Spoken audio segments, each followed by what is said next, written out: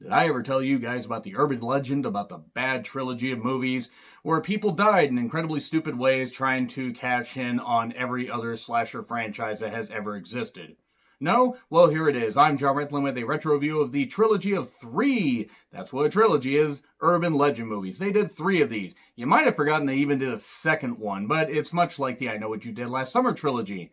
First one was the most famous one. The second one was pretty incoherent, and the third one was largely unconnected to the first two. The problem is, at least with I Know What You Did Last Summer, the first one was good. And the second one had a couple decent moments, and then they waited years to make the third one, and it didn't really have anything to do with it anyway, besides a very, very, very loose plot. The deal with the urban legend movies is it's all based around deaths that are related to, wait a second, urban legends. You know, the man with the hook on his hand, not like I Know What You Did Last Summer. Or the killer in the back seat, or the kidney that's cut out and you have, the kidney that's cut out and you're found in a tub of ice and everything. And yeah, it's based around all those spoopy urban legends and stuff like that. The problem with the first one is really besides the cast, holy fuck, this movie has not only aged badly, it wasn't even that good originally. I'm going to give you the cast that's in this. By the way, it's from the director of Valentine, that David Boreanaz movie, where he was the killer, even though the movie didn't make any sense. It was not like My Bloody Valentine, 3D, which was actually pretty good. Or you got the 1980s original. So you had Jared Leto in here. And people were running away from Jared Leto at one point, which actually seems pretty fitting.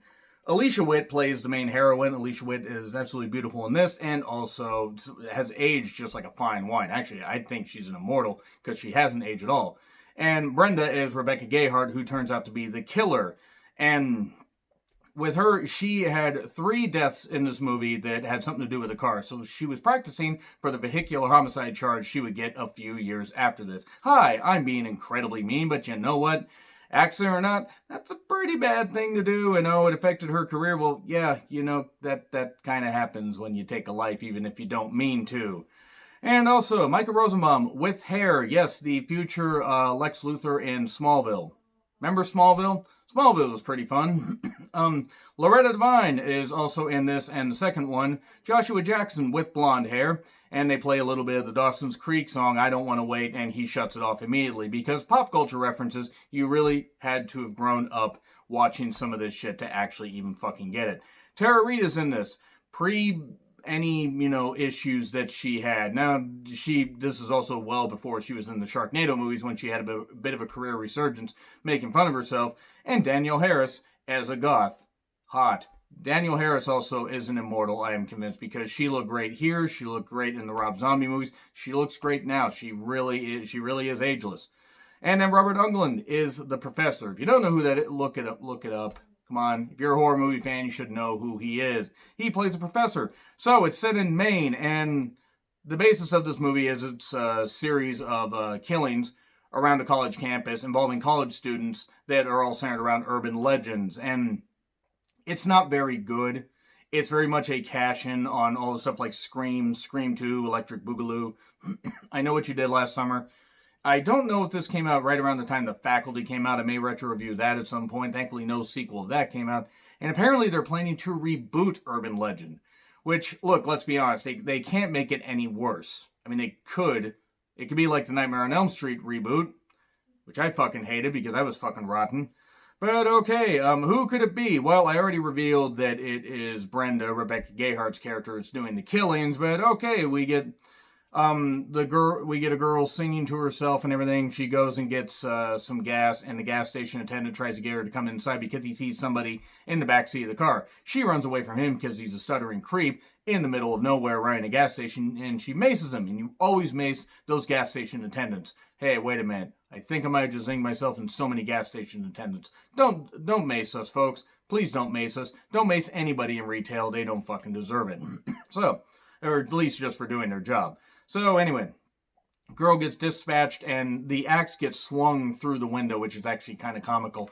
There aren't very good deaths in this, despite the fact that it's urban legend and it's supposed to be, bloody and everything. A lot of the deaths aren't all that inventive. You get Joshua Jackson being hung from a tree and the girl drives off with his feet dragging on the roof. where he can stay alive if she doesn't drive away, but she has to get away from the killer. And this killer is one of the worst goddamn killers that I've ever seen, because they're always getting thrown around. They're supposed to be supernatural-like and everything, but it's just a person in a parka. That's it. It's just a person in a goddamn parka. Though, you know, there are payphones and old chat rooms and stuff like that, and even Daniel Harris's character Tosh, not of Tosh.0 fame, is chatting in a chat room and everything. That 90s computer technology, that late 90s computer technology, my God. So, aren't you glad you didn't turn out the lights? Of course, there's this one line at one point before Joshua Jackson's character gets taken out where he talked about the decapitated girl and said, "Oh, I'm going to miss her. She gave such great head." I'm ashamed to admit that I laughed at that. Get a few research scenes, a whole lot of red herrings. Maybe it's the professor that's doing this. I mean, he did play a killer in a bunch of movies after all. But, so it turns out that, there was this high beam game going on, where you drive around without your lights. If somebody flashes you, you chase them. It's a stupid game because humanity is fucking stupid. And then, you know, the guy crashes. Who was the guy? It was Brenda's boyfriend. Have we hit you over the head enough with it? I mean, if you've seen the movie, you obviously know. But then the dean of the school gets taken out. He gets his Achilles cut and then gets run over by the car over the tire spikes in the garage, which is kind of funny. I found that funny. And then a party scene because we need more bodies in one place and shit. And then there's a dog in a microwave. Could have done without that. The old lady that, you know, wants to dry up her dog after a bath. So she puts it in the microwave for a few seconds, but the timer gets reset. And the dog fries. Because humanity is fucking stupid, by the way.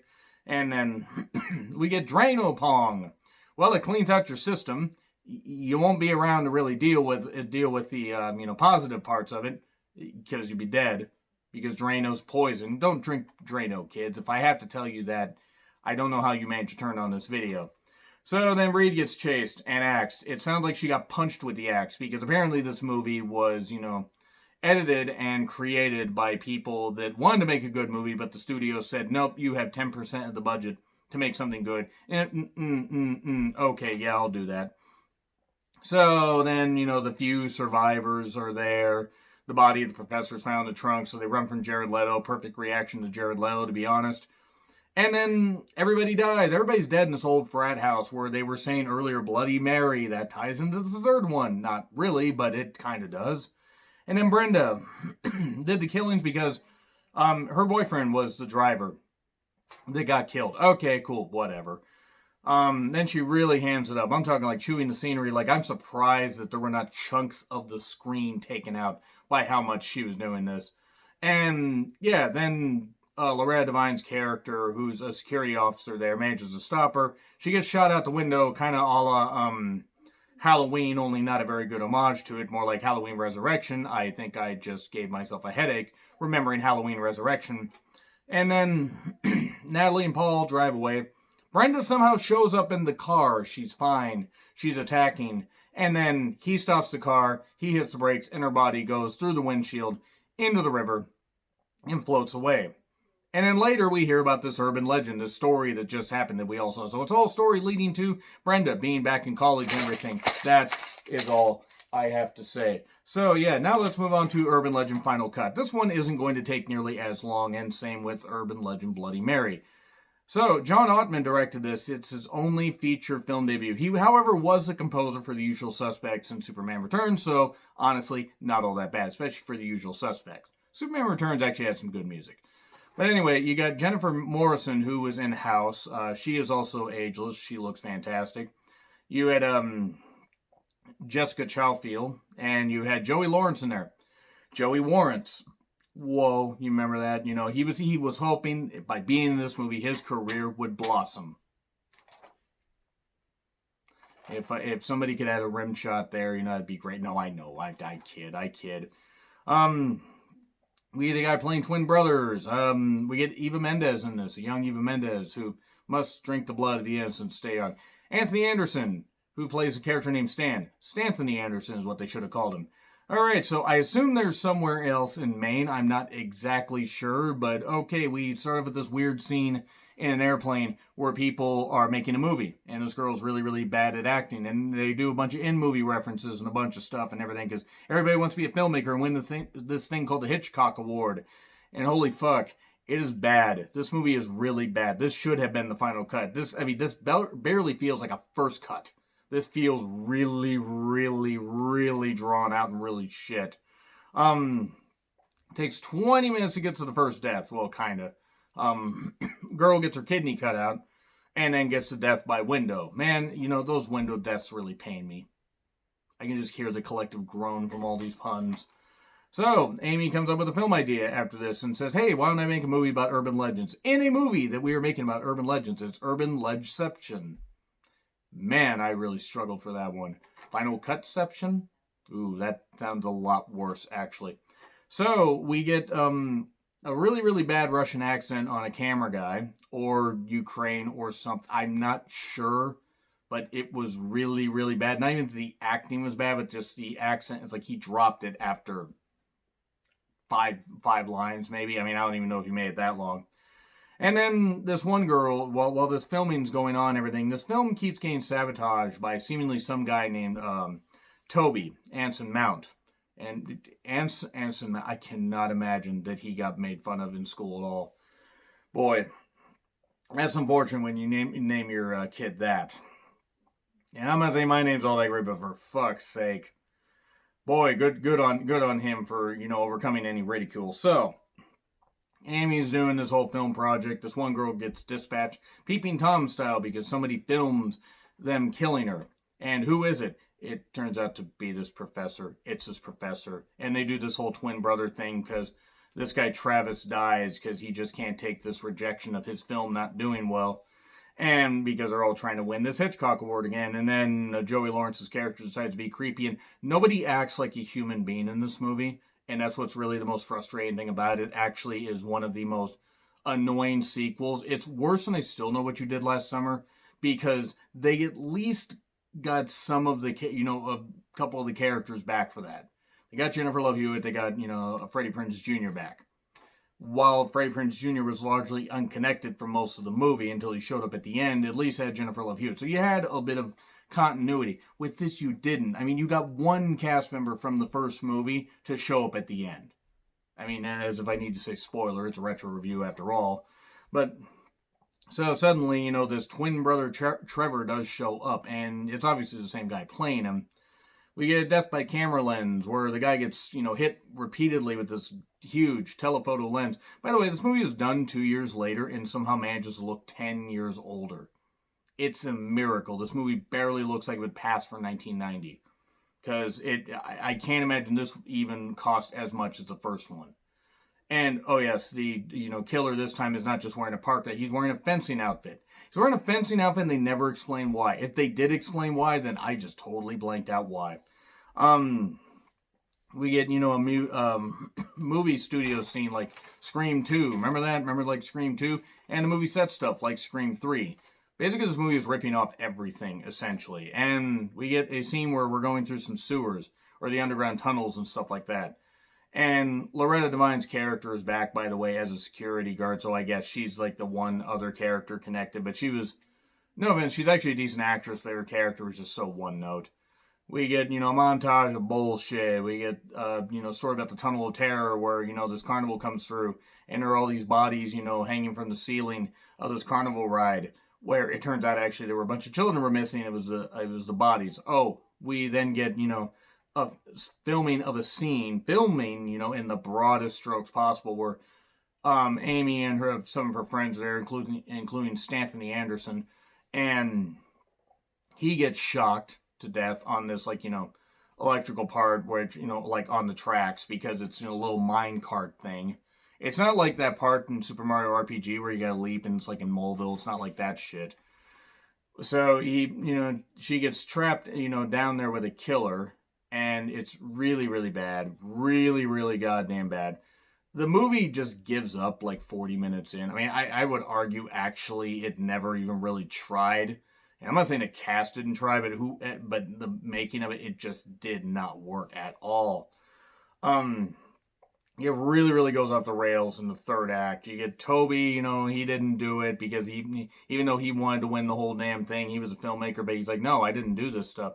Turns out it was the professor. The professor found out that, like back when he wanted to be a filmmaker, Amy's dad, who was a documentary filmmaker, had a deciding vote and ruined his life by voting for the other guy. So that's what it is. He was stuck as a professor instead of as a filmmaker.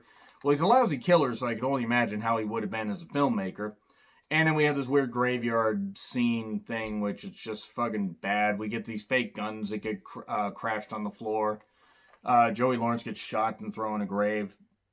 And he's actually okay. It's very much like Scream 2, actually, where they do the shot thing and then the guy falls off. And oh boy, my God, this movie's so fucking bad. The guy gets shot and killed. And then a year later, we have another film that's going on. Just another film, everybody's doing good. Amy won the award, or Travis won the award, or Trevor won the award, or somebody won the award. And it doesn't really matter at this point, because we have the professor who's basically a drooling vegetable in a mental institution. And oh, Brenda's just randomly there as a nurse. That is what I think of this fucking shit, because that's all it was. This was fucking shit. So anyway, let's move on to Urban Legend Bloody Marys. Came out in 2005 and looked like it came out in 1988. If it hadn't been for the cell phone technology, and the computer technology, like if it hadn't been for a couple things that they showed here, it really looked like it would have come out in the late 80s. This was goddamn terrible. Mary Lambert directed this, who directed The In Crowd. Now, I'm sure she's actually a pretty good director. This ain't it, and they gave her a project that was doomed to fail. Kate Mara was in this. She was in American Horror Story. Lily Fields plays Bloody Mary, and then other than that, Rooney Mara was in this actually as a student briefly. Rooney Mara, who's actually had a pretty good career after this. And the first two were set in Maine. This one's set in Utah. So much like the first two, I Know What You Did Last Summers, that were set in one location. Well, I mean the second one was on Island, not Fantasy Island. That movie is shit. This one just goes completely in a different direction. It just goes all the way, like the third I Know What You Did Last Summer went to Colorado. This goes to Utah. It starts in 1969. Nice. And Mary gets roofied and then killed because she doesn't want to go along with this party. And she gets killed even though it turns out that she was locked in this chest after being knocked out but was still alive, so she's suffocated. So yeah, no wonder her ghost is coming back and trying to take out anybody that had anything to do with that, including the children of the people that had anything to do with her death. 3 friends, including Kate Mara's character, Samantha, played Bloody Mary. There's some small petite brunette and some blonde who looks like she's about 30, and they're playing a Bloody Mary game, and then they all disappear and everything. It turns out these jocks are playing a joke on her because Samantha's a writer for the newspaper, and much like Jared Leto's character was a writer for a newspaper. There's a lot of newspaper shit here.